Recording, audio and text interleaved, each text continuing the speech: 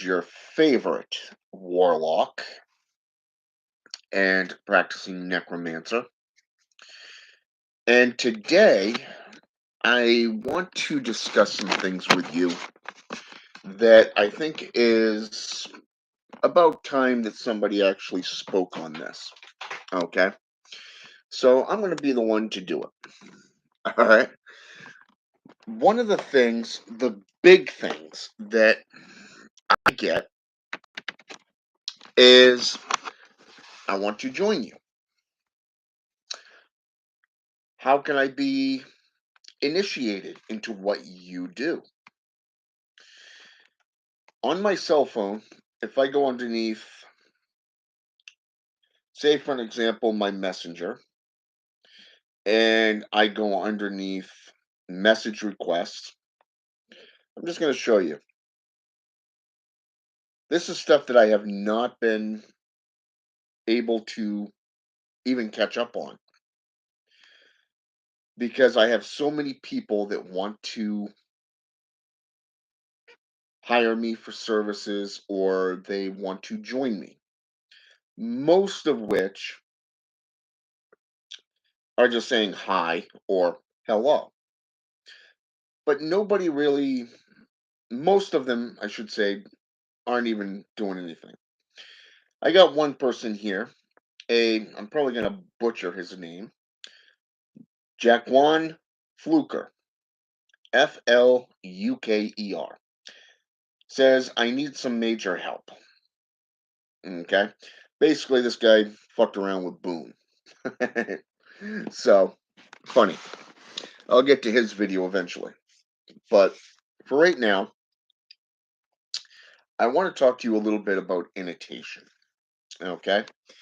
Since a lot of you want to know about annotation and what it takes to become initiated, the truth is you don't need to be initiated into any given system.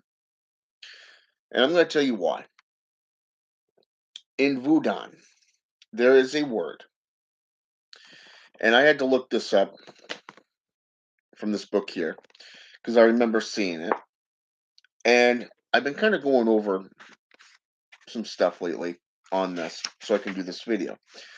And I wrote this down below. Nom Vaillant. I probably just butchered the name, but it's Vaillant.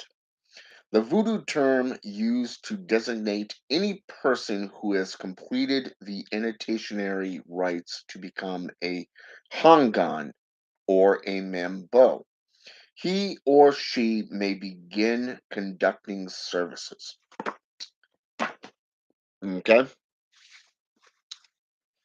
First of all, what they don't teach you is that a Hongan and a Mambo, just like a Papa or Mama, depending if it's from Africa, such as Ethiopia, Malawi, Congo region, Ghana, or even Nigeria voodoo, okay?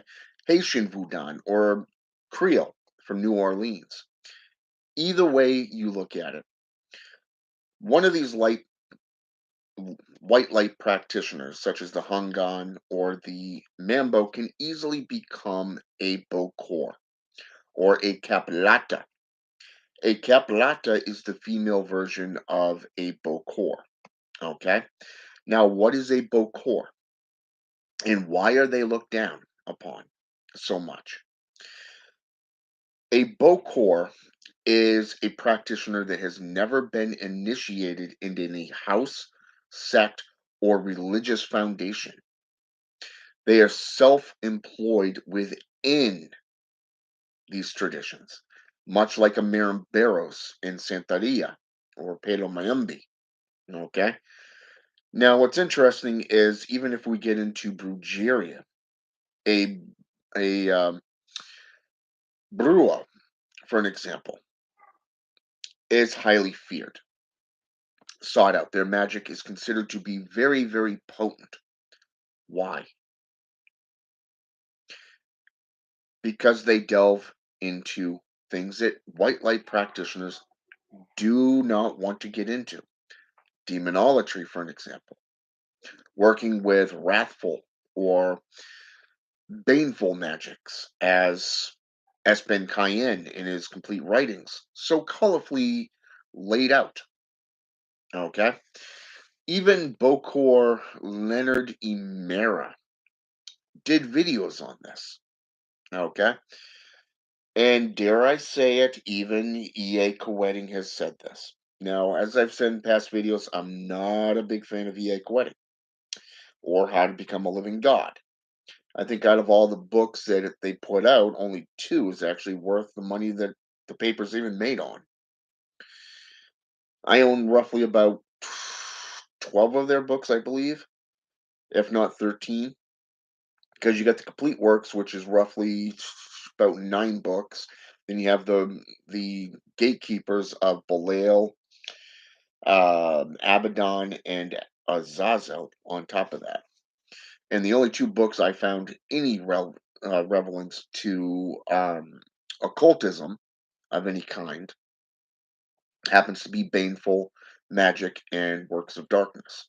It's the only two books that actually spoke on any occult practice, things that were actually relevant to what we're discussing here. Okay, so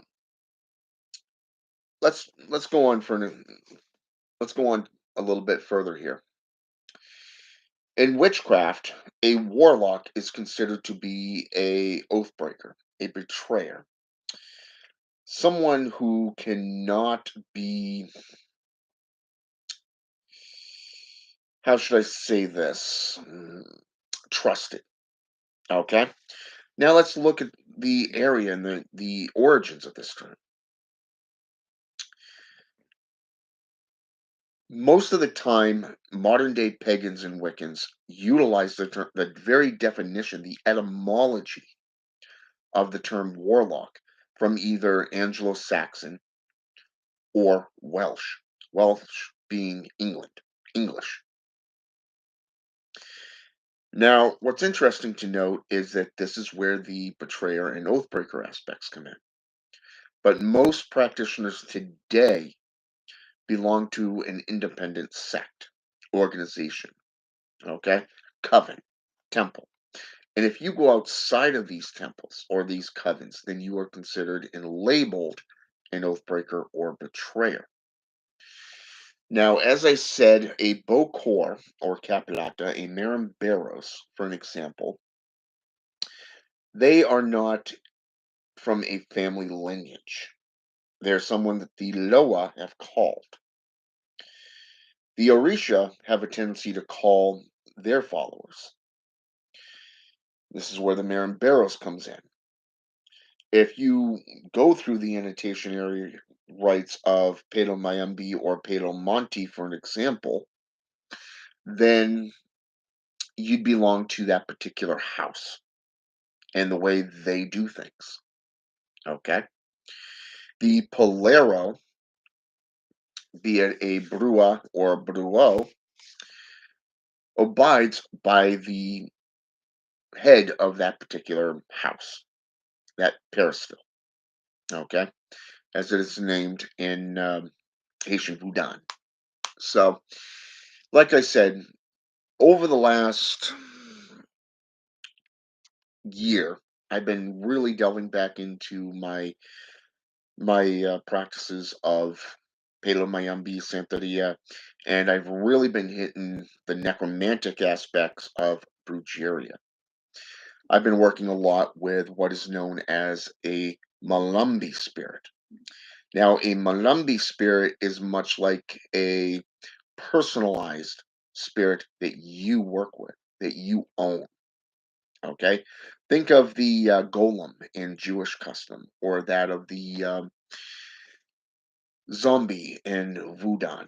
Okay, the legionnaires in demonolatry or necromantic rites. Okay, these are spirits that are employed by one of these practitioners that is not initiated into any organization. Bokor and Leonard Imera did a video where he said that a Bokor's magic is far superior to that of a Hungan or Mamba. Why? Why? The answer is this. When you get into any given system, it doesn't matter if it's necromancy, shamanism, it doesn't matter if you're into the African Caribbean traditions, or hell, even Satanism as a theistic, spiritual, or traditional Satanist. When you work with a spirit, 9 times out of 10, you're attracted to that spirit. Okay? Have you ever wondered why people come into your life? Why a spirit would call you? Perhaps it's your time to grow and to mature and to get into these traditions. I was studying necromancy when I went from my practices from Giza, meaning the Shem priesthood, going up into Middle Eastern, modern day Pakistan, which happens to be where the Hashishin practiced, to Russian, Slavic, Slovakia, Hungarian practices. Okay. And this brought me right back into my interest from 10 years ago, Haitian Voodoo. The Loa will call you. You are not given a Loa. Most of these traditions will tell you that you have to be initiated into their house, their ways, to even begin to work with these spirits. That is not the case. Think of it like this: you work for the spirits work with you. These spirits are the ones that contact you, not the other way around. You can use the telephone number, if you will, of evocations or invocations, magical numbers, alphabets, languages, words of power to contact them. Say, hey, I invite you into my world. But every so often, you're going to get a spirit that comes to you on their own. For me, it was Papa Gedi, the head of the Gedi family of Loa. He appeared to me in a as a black man, a very thin, elderly gentleman, straw hat, and a vest. Incredible how this transpired. Working with Oya, for an example. Oya is a spirit of the dead. She is the Orisha of the dead, much like that of, say, Hel in Norse mythology, Anubis in Egyptian, Hades in Greek. Either way you look at it, working with these spirits, and when they come to you, they're the ones that are initiating you into the tradition, not these practitioners of the mundane, physical, flesh and blood idiocy. They call you forth, not the other way around. Okay? Over my career, this path that I've chosen, I put the word out saying, hey, any spirit who wishes to work with me, I welcome you. I welcome you. And every so often, a spirit will come forth to teach me, to guide me, to initiate me. And I've watched my world prosper. I've watched my enemies fall.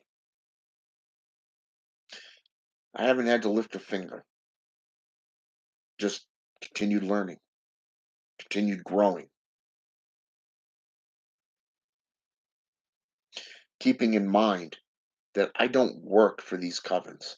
I don't work for these priests or priestesses that hold so tightly on Hebraic traditions. You got to remember that most of these traditions have been corrupted by the JCI, the Judo Christian institutions. Look at the Grimoire traditions, Clavicle of Solomon, the Grand Grimoire, the Constitution of Pope Honorius, just to name a few. How many of these traditions, these grimoires, tell you to make a specific type of rod and threaten a demon into submission? Now go back into your Bible. Go back into the JCI Bible, the Vulgate Bible, the King James, the New King James, the Gideon. How many times does it show that a Christian or an apostle considers themselves to be more potent than the Spirit? Now look at these traditions today. They're no longer like the original apostles. No, they don't give away their wealth. They don't humble themselves by feeding the masses. They hide behind individual sects, saying we're right, you're wrong. You got the temple, the satanic temple, going out and suing everybody over this, that, and whatever, claiming we're doing this for all Satanists. But in their newsletters, it's always about our members. You're violating our members. It's not about the community. It's about that particular sect, organization, temple, church, coven. Plain and simple.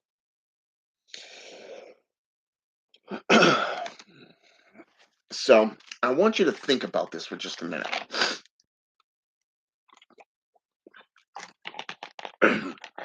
Think about it for just a minute. When's the last time you go to church or to a church and they didn't put out that basket saying, "Hey, we want 10%. Give us donations." They weren't asking money for something. Think about it. In 2,500 years, I just saw an article just Sunday where the Pope, the current Pope, is getting ready to make a grand apology to the public over the abuse that's taken place in churches, the Catholic cathedrals. Christians are being hit left and right through the legal system. The legal system is corrupt. The governments are corrupt. They're not looking out for the people. It's all about control. Now look at your religion. Look at the religion that you're getting into, that you're interested in. Have you stopped to wonder, what is it about that particular religion that interests you?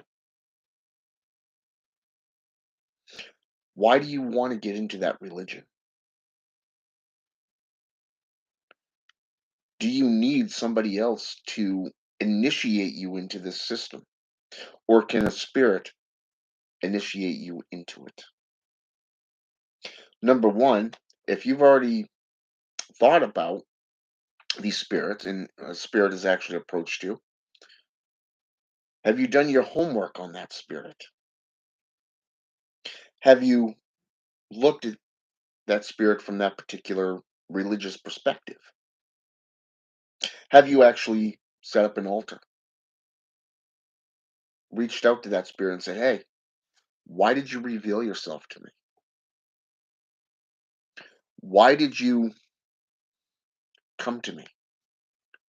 Are you tapping me on the shoulder saying, 'Hey, I'm initiating you'? Are you wanting me, confirming that this is the path for me?"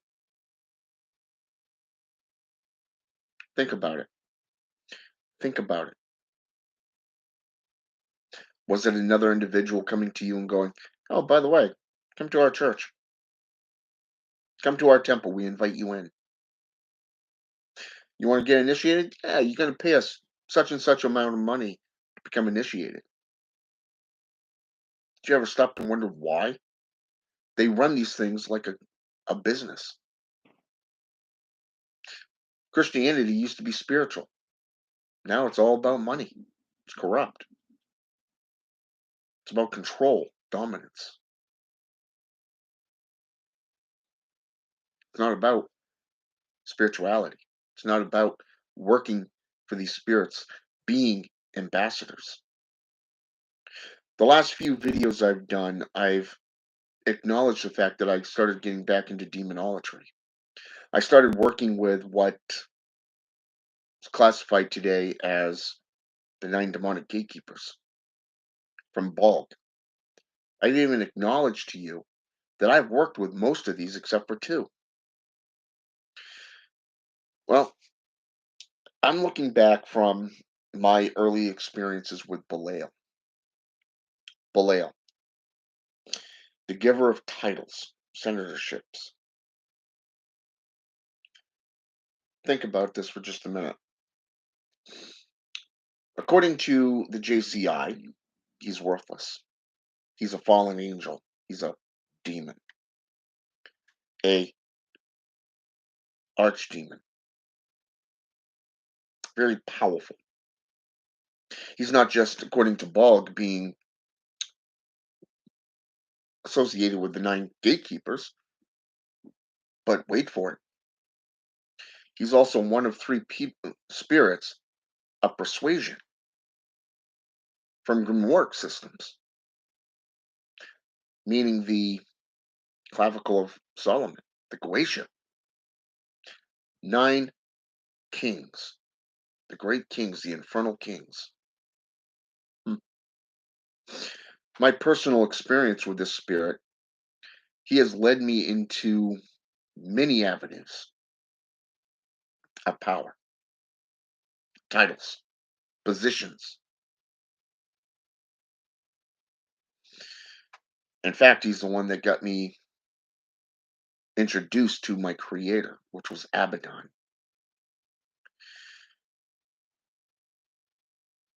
I look back to when I was 5 years old, and I'm reminded of this since I've been working with a Maimon this week.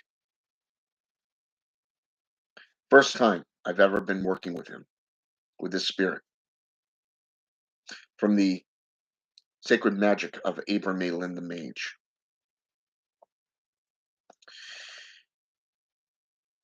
He is not Lucifer, as E.A. Wedding would so colorfully put it. No, he's a completely separate entity. Is it considered to be the Black Sun? Thought that was Saroth. Hmm. Thought the Black Sun was alchemy. Hmm. Interesting, because I'm reminded of when I was 5 years old.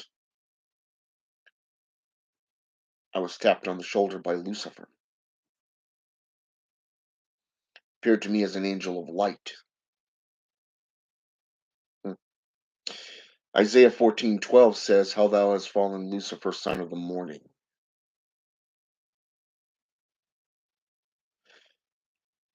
This is being initiated by spirit, by the spirit.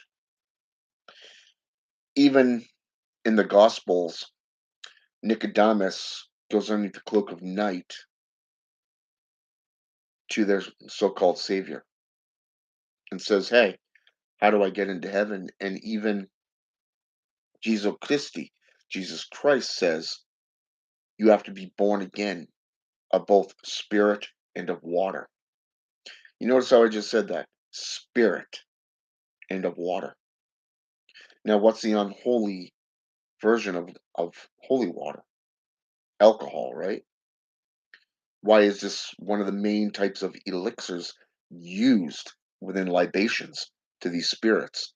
Much like your blood, 3 drops of your blood refuels them, replenishes these spirits, the energy that they've exhausted coming to you. Hmm.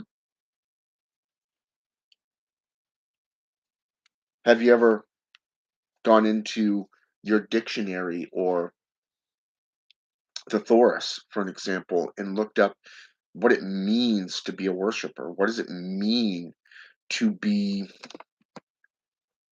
a servant of these spirits? Have you ever asked yourself why the Shem priesthood were so religious, working with Anubis, even Isis by association? The Egyptian Book of the Dead?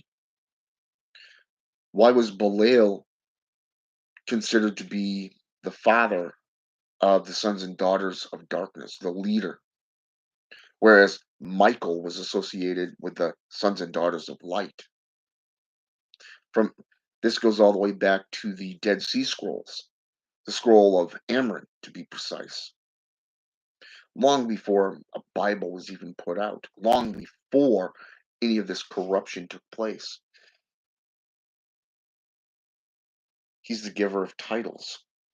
He's the enlightener within this aspect of business, of prosperity.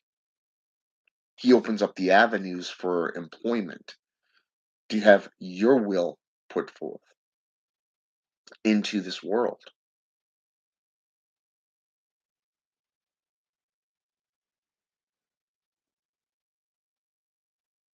But if you look at it,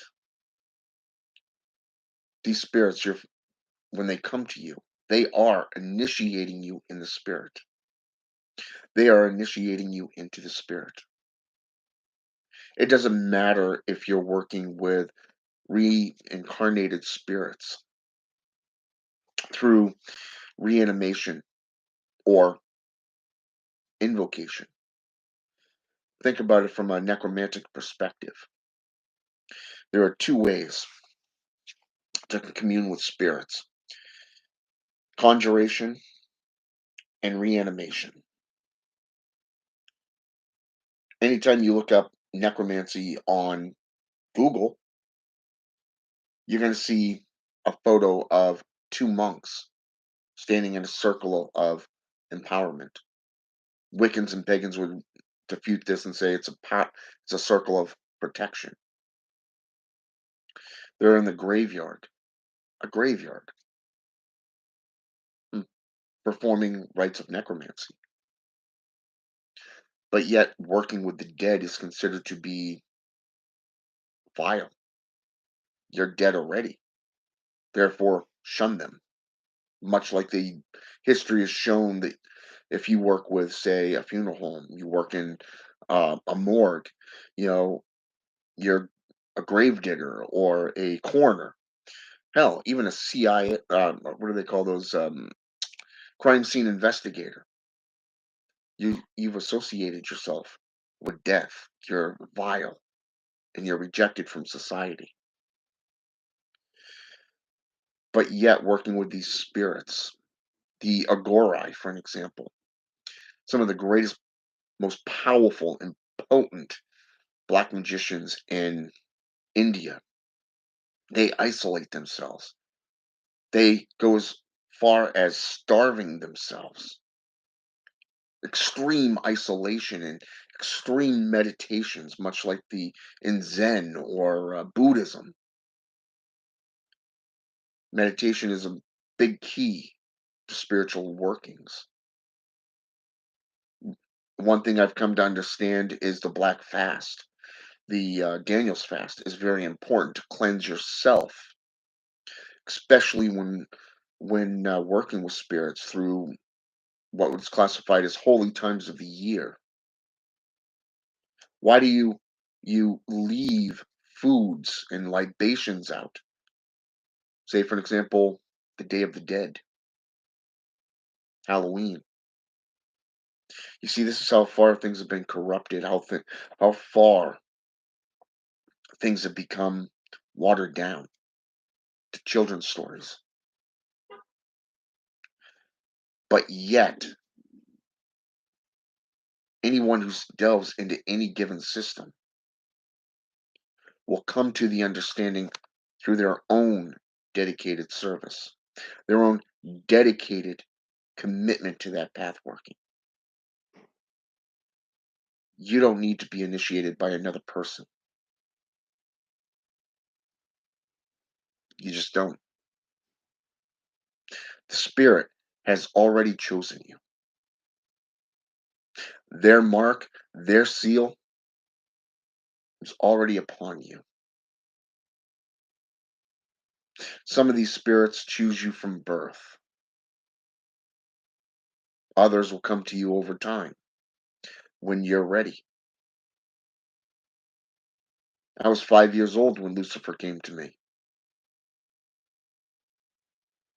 The first spirit that I ever got in contact with was Zaniel, the teacher of witchcraft. And it took me 7 months, 7 months, just for him to speak to me. Belial taught me the importance of humbling myself before them. It's not about ego or pride. It's not about this. No. When they choose you, there's a reason behind it. It means you're meant to be in that system. And what you do and how you represent those spirits, you are an ambassador. What is the very definition of a priest or a priestess? A polero, a witch, or a warlock. The very definition is the keepers of the secrets, the keepers of the sacred knowledge. Why do you think certain sects or organizations are dead set against that? Did we learn nothing from the Crusades, the Renaissance, the Dark Ages, the Holy Wars, the witch trials, the burning times? I'm going to tell you a story that happened back in the 1930s. World War II is the setting. Took place right here in the United States, San Francisco to be precise. A medium was doing a seance, brought forth a spirit, a sailor. This spirit said, I'm dead, said his name. This particular sailor served on a ship that was sunk by the Bismarck, a German warship that was considered to be unsinkable. I mean, how many ships did it take to sink that ship? Man, they don't make ships like that no more. They just don't. But here's the thing. This woman, this medium, went to the mother of this dead sailor, gave her the info. The 411, the fact that that ship had been sunk. The United States government did not acknowledge it to the public because they wanted that war machine to be so focused to defeating the Japanese, to defeat the Germans. They wanted no hindrances. And this woman, this medium, was a hindrance, a hiccup in their plans. So what did they do? They were so embarrassed that they got caught with their breeches down that they put this woman on trial for witchcraft. Keep in mind that at the time, the Witchcraft Act of 1604 was still in play. This woman was also the last individual practitioner of witchcraft to ever to be put on witchcraft trial here in the United States. And it was interesting because it was Winston Churchill that came to the United States and said, hey, you persecute this woman, our allegiance is over. A diplomat from a different country came to an American citizen's defense, to her aid.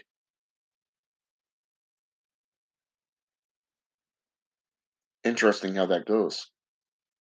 But yet you can go throughout the entire Christian Bible and see how people will sit there and say, well, do not suffer a witch to live.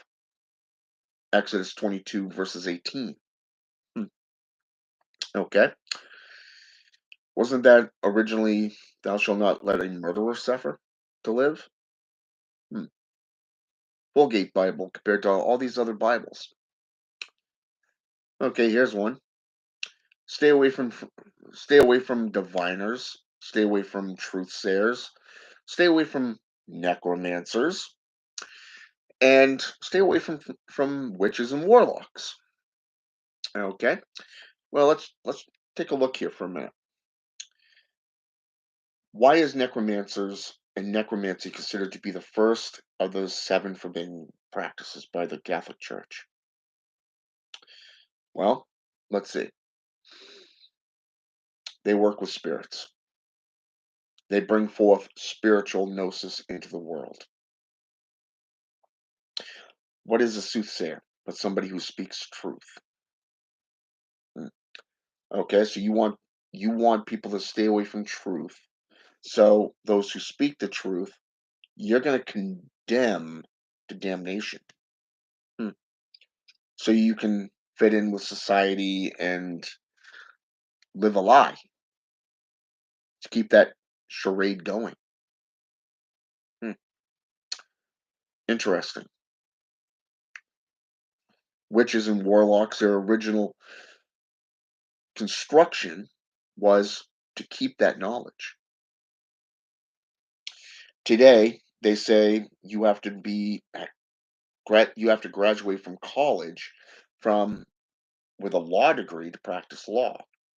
You have to graduate medical school to practice herbalism, to give remedies, to even practice any form of medical service. If you delved into your history, you would realize that guess what? Where did your medical gnosis come from? Necromancers, witches, warlocks, bokors, caplatas, shamans, herbalists. Wow.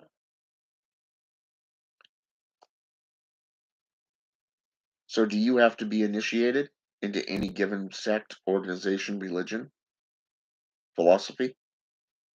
No. All you have to do is stand up on your own 2 feet, do the work, and start applying it to your life.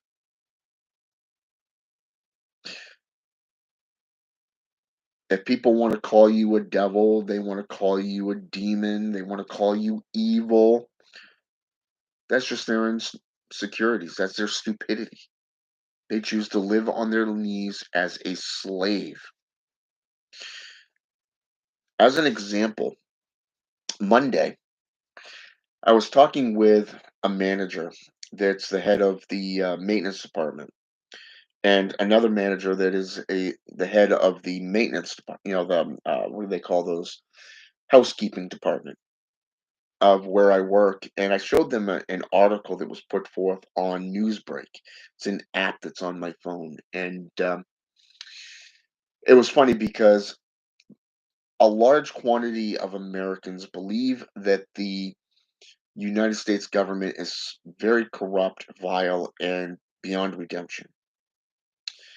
A third of these people that were questioned believe it's almost time to take up arms against the government.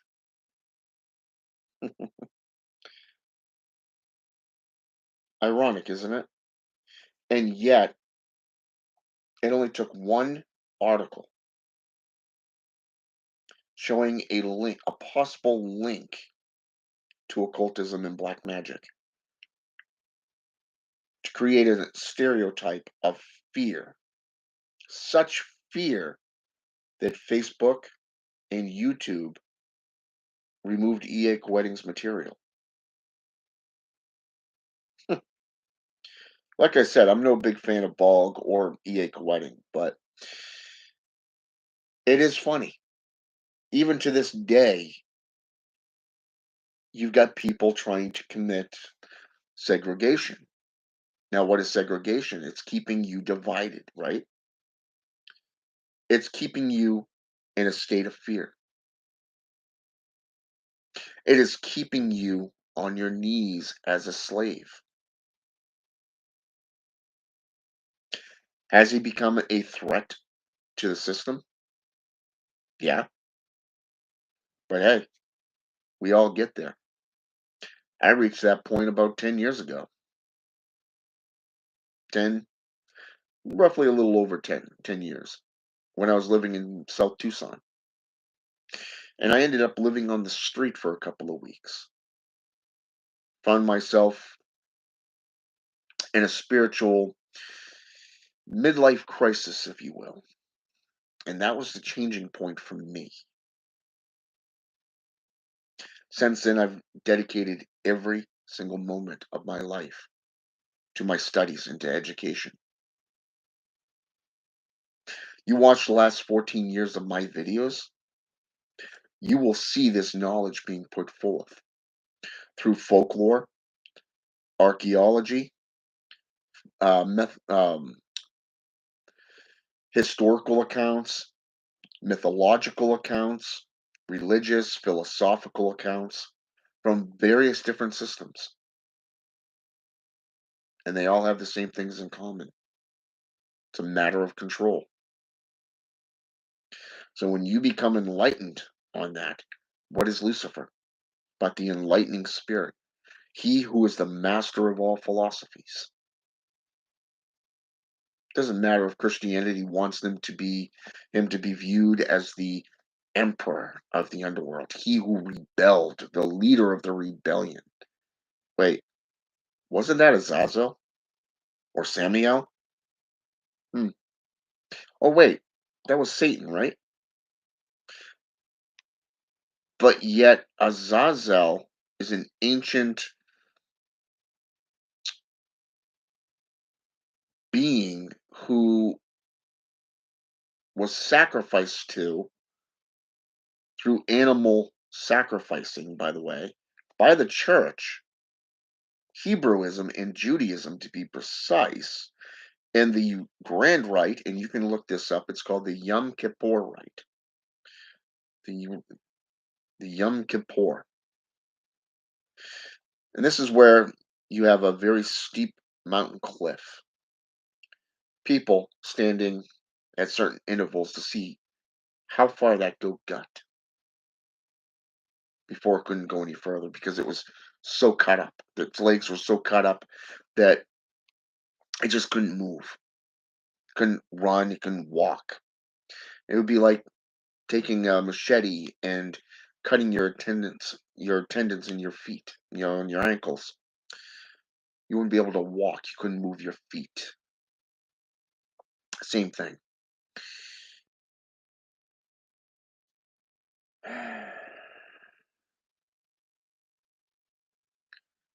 And it's interesting because even in the priesthoods of ancient Giza, if you were to be a personal priest to the pharaoh and his wife, you would have to be a eunuch to do this. You see this type of rites because of it was feared that these priests could become intimate with the fair ladies or Gentiles. Same thing. It's segregation, it's fear, it's greed, it's about power and authority.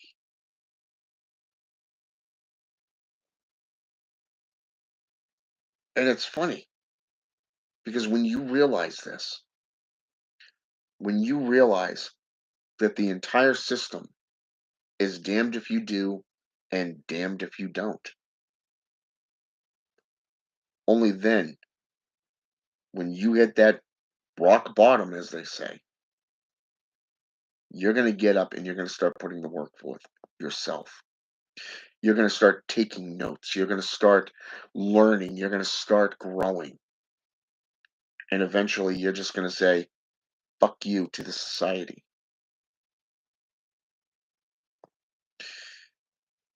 The last 5 years, I've gradually just pulled back from society. I've gradually stepped away from people. You want my time? You're going to pay me for my time because my time's valuable. I don't have a lot of it. You just witnessed a little while ago, right here.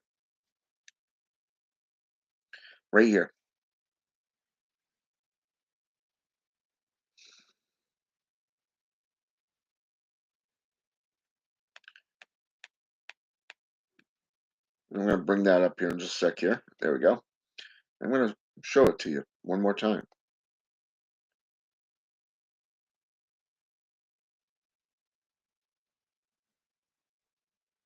Wow.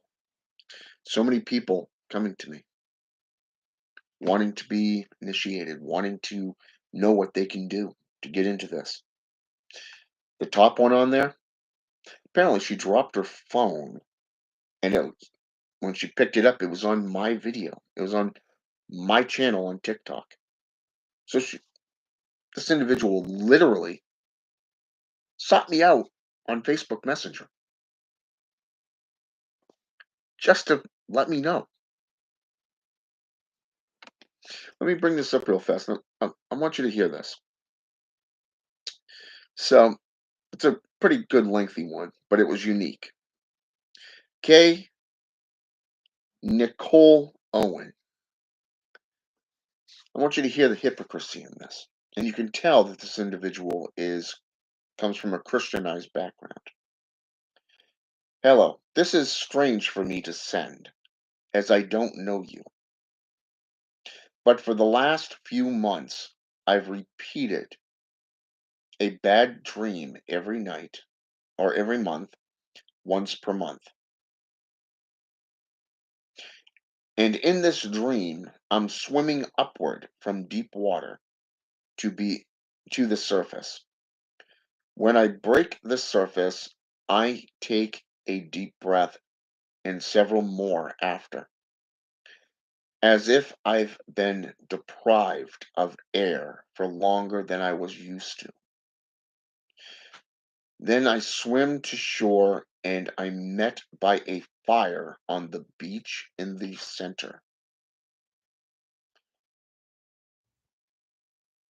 On either side of me, lining the short walk to the fire, are piles of rock that reminded me of elemental symbols. Mm, okay, keep that in mind right there. Fire are piles of rock that reminded me of elemental symbols. Okay. I started to feel a deep feeling of sadness and emptiness, heartbreak that cannot be described. I broke into tears and screaming from the agony of this heartache. I stood to my feet after hearing a voice from the water tell me to rise. I walked to the fire, reached in and pulled a skull as you described in your post from several years ago. I cannot explain how or why I came across this post of yours tonight. I was actually watching TikTok and dropped my phone, picked it up, and it was on your post. What is the skull? What is this dream? Who are you? And why did I get brought to your channel? Or to your post, rather, in this one. I am not, right here, I am not a practitioner of the occult, old ways, none of that. I'm so scared and confused. Okay? Now, if you are not a practitioner, then you would not know anything about a skull, what it represents. In fact, you would not know anything about alchemical symbols or any symbolatry of occultism. You see, this is what I mean, the lack of knowledge, the lack of understanding and enlightenment. But at the same time, it's showing that duality. Damned if you do, and damned if you don't.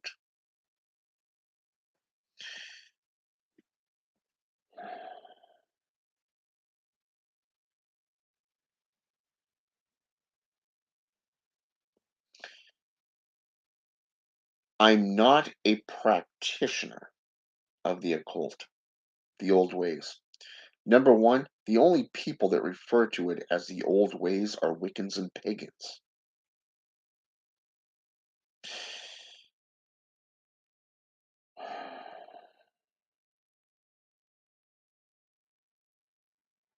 Elemental symbols is associated with witchcraft, alchemy even. But the skull is a gateway.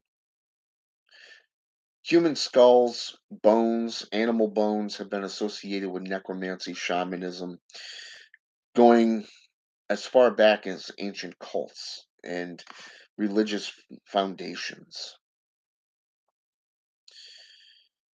for hundreds of thousands of years, long before Zoroastrianism came into light, long before Catholicism was even created, long before grimoire traditions. You got to remember that these practices were originally spoken orally. They were not always written down. That's why for hundreds of years,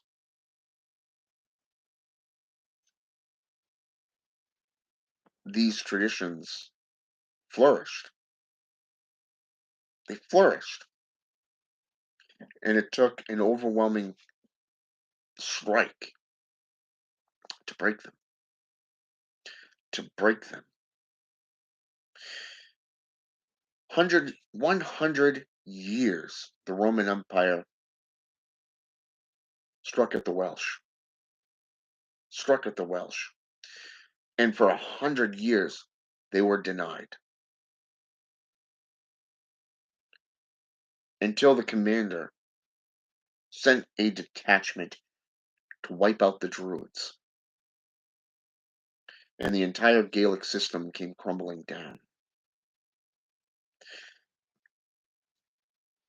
If you take out the priesthood of the Catholics or any given church, do you suppose that's going to happen to them? Because it was that belief.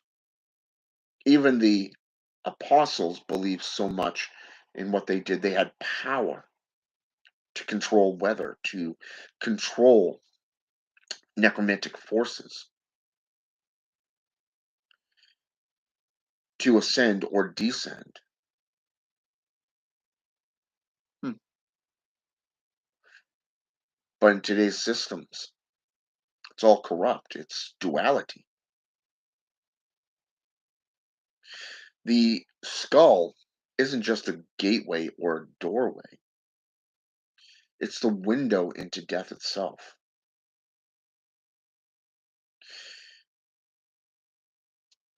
Think about that for just a moment. I want you to think about this thoroughly. How does it go into annotation? How does it go into spiritualism? I want you to think about this. You don't need somebody to initiate you. You want to become a minister, such as a witch or a warlock, a bokor, a hungan or mambo, a polero, marimberos, a satanic clergyman. Guess what? You don't need somebody else to do that. If you've already dedicated yourself to that system, if you've already been initiated by the spirit, you're already in that system. Plain and simple. You're already in that system. Go forth. Look at the witch's creed: to know, to will, to dare, to keep secret, and to go forth.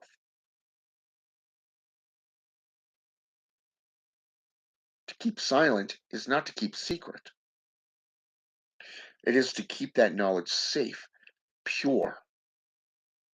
That was the role of the ancient pagans, the ancient witches and warlocks, such as the Eshi, the Aji, the Strega, the Hexa, the necromancer, the shaman. This was done through medical, herbalism, spiritual warfare, hunting, gathering, you name it. It was involved, and these people were involved in these processes. It was tribal. Satan is considered to be tribal. The Malambi spirit is a tribal spirit. Hmm. And you think that you need to be initiated by another person? No, no.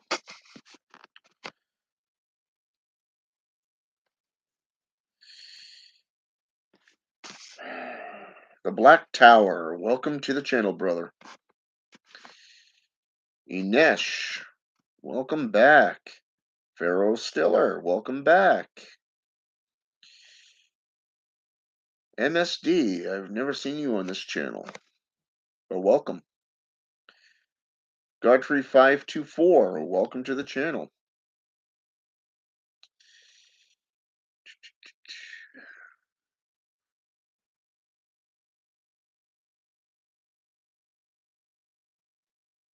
That's true too. Jewish custom, the shower. It's considered to be the baptism of water, being born again through water, not just spirit, but it's there. It's an example. How should I say this? That is a very well defined description and source.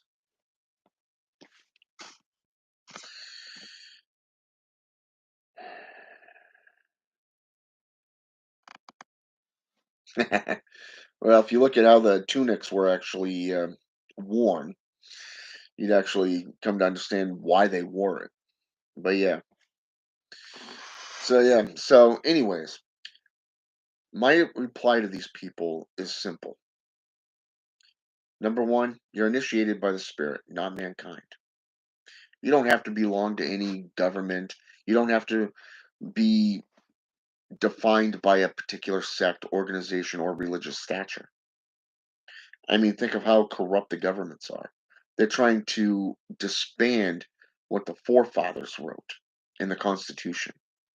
First Amendment, Second Amendment, Fifth, Sixth, Seventh, and Eighth, along with the 12th, 13th, and 14th Amendments, have already been struck. And yet, if you look at the 10, what is it, 1010 Civil Congress Act, it clearly states that no individual from the organization or governmental structure, such as the legal system, has the right to interfere in the woman's desire to either bear a child or to disband it, say terminate. Okay, that's one of the biggest things right now in the U.S. is the Roe versus Wade. They have no say over the fucking matter. The United States Constitution clarifies that you have the right to live any way you see fit. You have a right to say what you see fit to say. And yet they're writing and adding things to it. Hmm. Yeah. Talk about corrupt. Yeah. So no, you don't have to be initiated. No, you don't have to belong to these corrupted organizations. Segregation, control, legal laws, they're only in place to keep you in servitude, to keep you down. Take back your power, rise, learn, back up whatever you preach with numerous sources, and always make yourself available to the public. Plain and simple. I want to thank everybody for jumping on here with me, and I just realized I overlooked somebody. Lily Lucy, welcome to the channel. And I apologize for overlooking you. I didn't even notice until just now. So I do apologize on that one. All right. So with that said, I've taken up enough of your time. Have a good day. And until next time, I got to go feed the rugrat.